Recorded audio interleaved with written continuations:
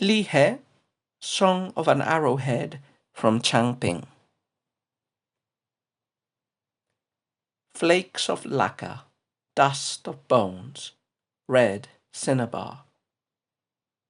The ancient blood once spurted forth and bore bronze flowers.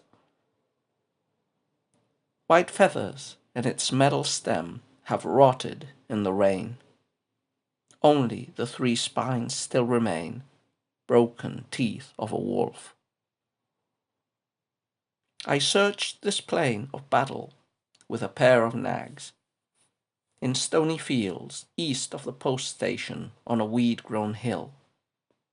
An endless wind, the day short, desolate stars. Black banners of damp clouds hung in void night.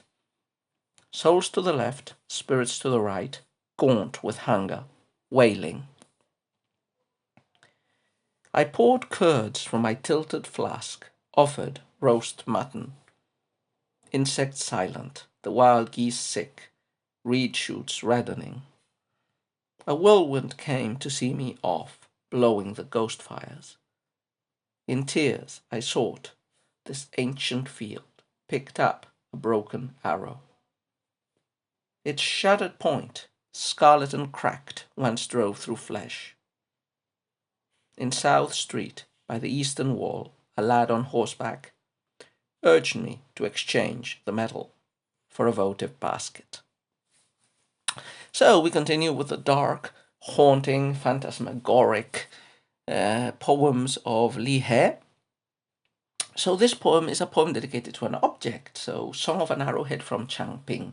So that needs a little bit of background explanation. Changping was one of the great battles fought in the late Warring States period in 260 BCE, where the forces of the kingdom of Qin, which was about to unify the whole of China, slagged it out against one of the great kingdoms, the kingdom of Zhao.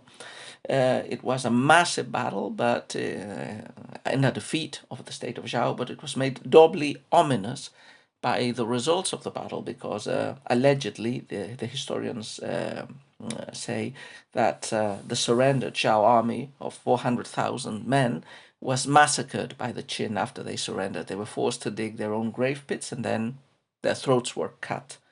So this sort of ruthlessness and massive expenditure of human life was very typical of the late Warring States period, when Qin really wanted to break the back of the other warring states so as to push for the unification. So this Changping field would have been, an ominous, a really, really ominous space for classical Chinese scholars, evoking those senseless massacres and the ruthlessness, the wolf-like nature of the state of Qin. And a little bit like walking today through Stalingrad, maybe, or Volgograd is the current name, or any such similar city where you can still find very obvious remains of shrapnel, weapons, bones, dead remainders of the fight are still visible.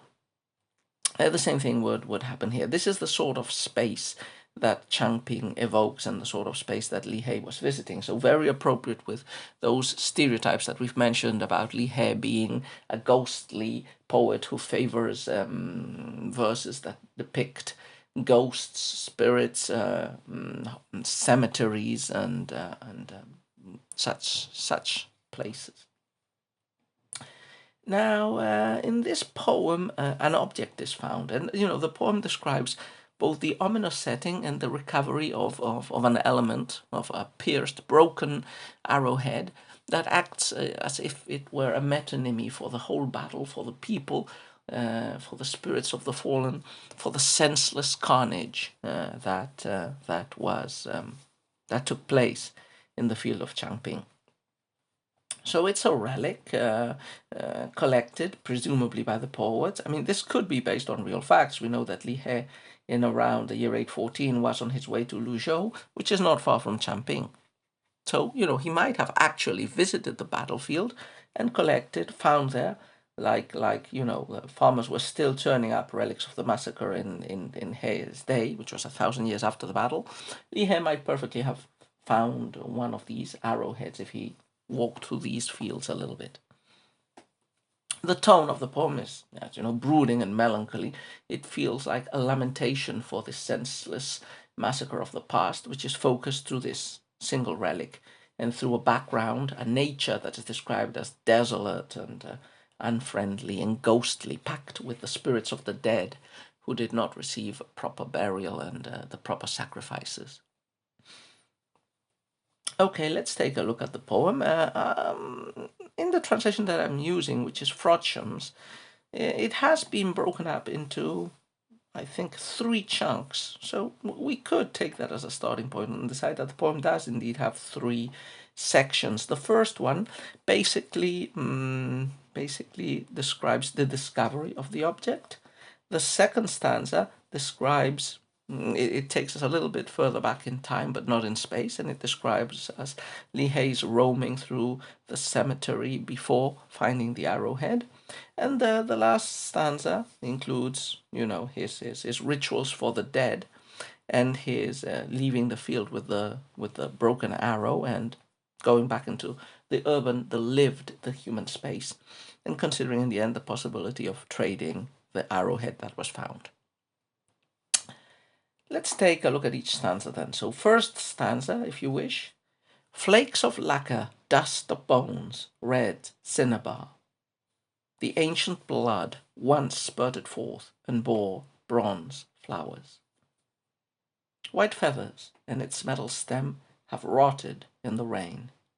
Only the 3 spines still remain, broken teeth of a wolf.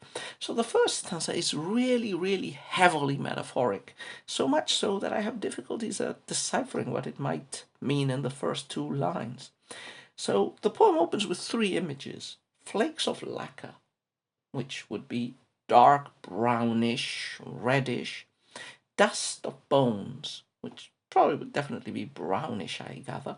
Red cinnabar. So these are 3 images of 3 objects with darkened colors. And then it says, the ancient blood once spurted forth and bore bronze flowers. So we are at the battlefield, and we are seeing the mementos, the trinkets, the remainders of the battle, which are probably the weapons, remainders of the weapons. And you probably can see these trinkets all over, scattered all over the field or half buried in them. I imagine these objects, these broken weapons and pieces, are described as having, they're rusted, they're brownish, decayed, and I imagine they are meant to be the bronze flowers that have spurted forth from the blood. So this field was watered with blood. What fruit, what flowers come about from the watering of this field? So it's an unnatural field of death. The flowers that are born are bronze flowers, which are not probably literally flowers.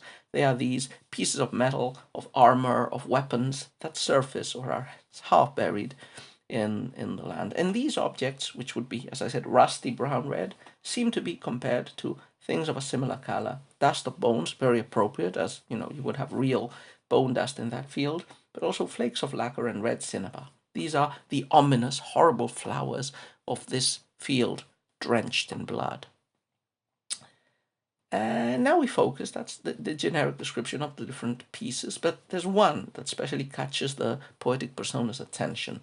A rotted arrow, of which the arrowhead, which was made of metal, still persists. White feathers and its metal stem have rotted in the rain.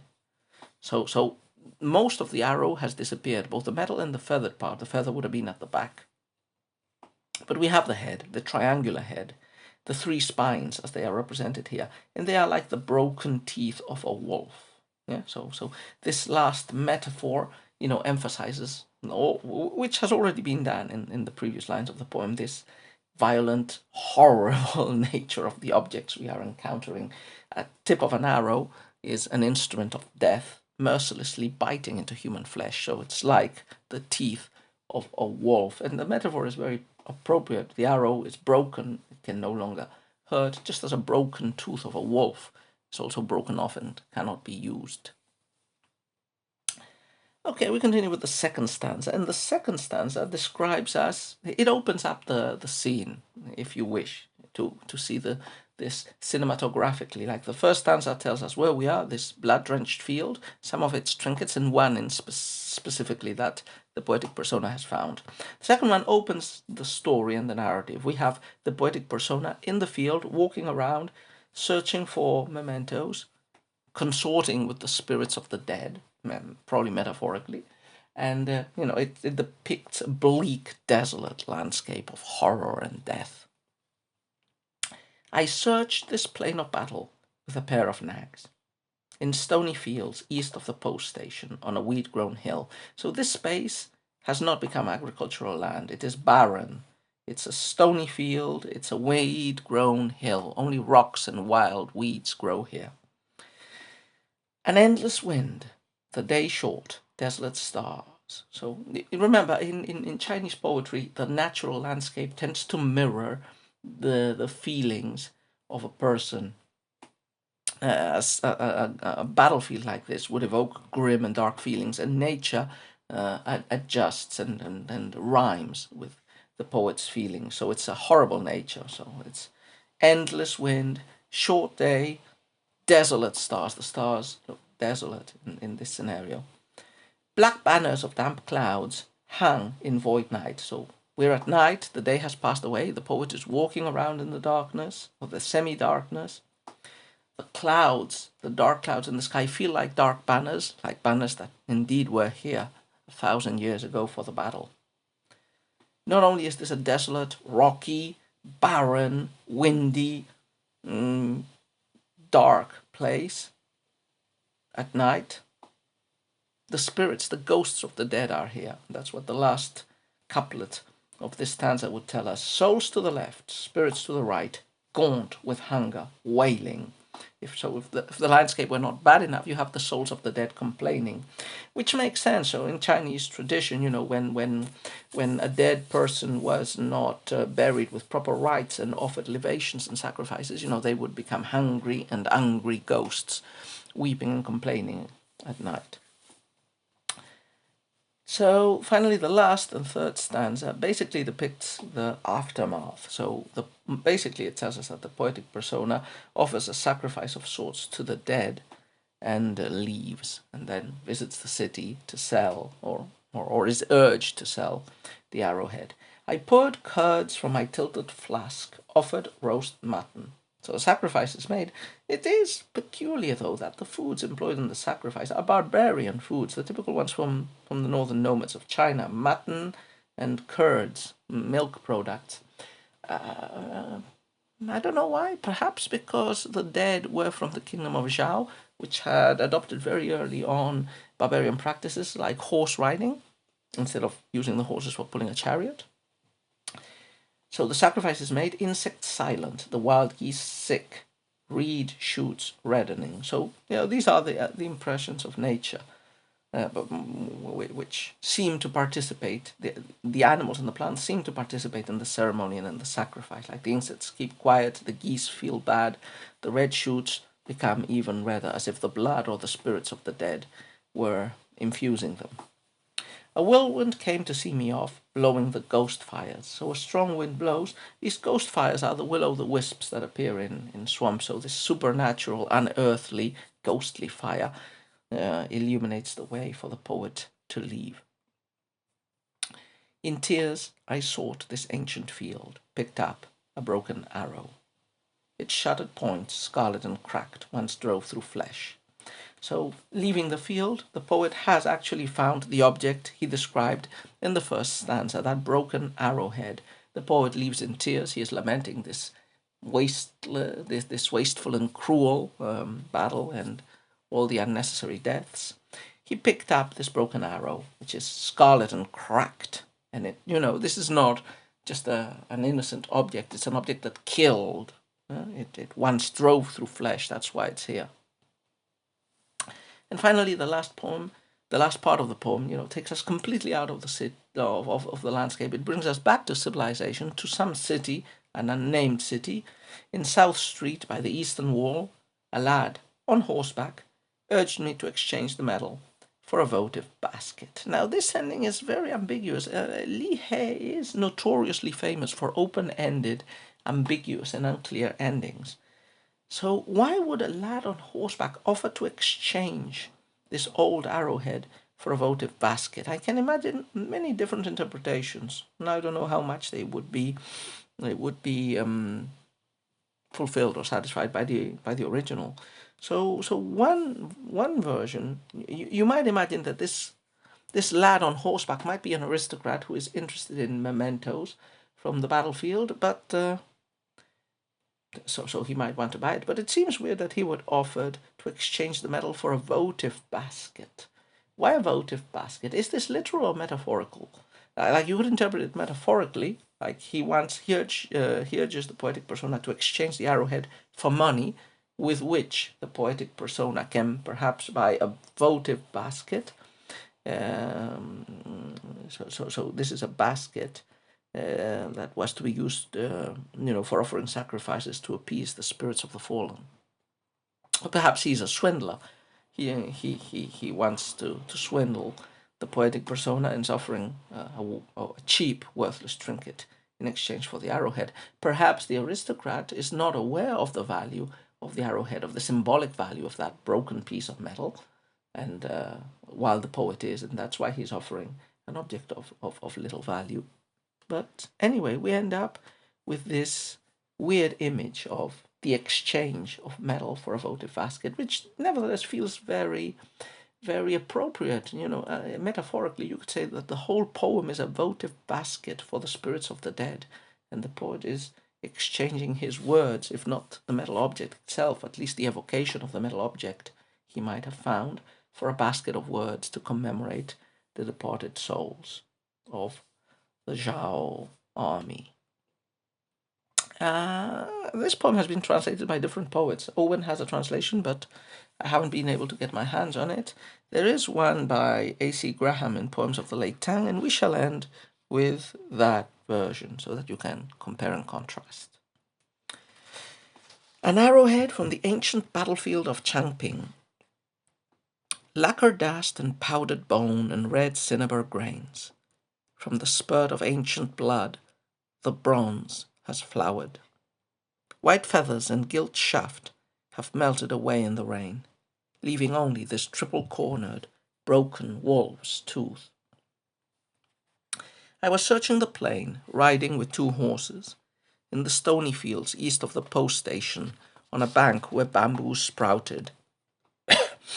After long winds and brief daylight, beneath the dreary stars, damped by a black flag of cloud which hung in the empty night. To left and right in the air, in the earth, ghosts shrieked from wasted flesh. The curd strained from my upturned jar, mutton victuals were my sacrifice. Insects settled, the wild geese swooned, the buds were blight-reddened on the reeds. The whirlwind was my escort, puffing sinister fires.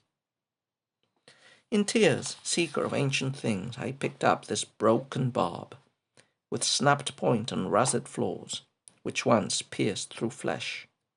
In the East Quarter, on South Street, a peddler, on horseback, talked me into bartering the metal for a votive basket.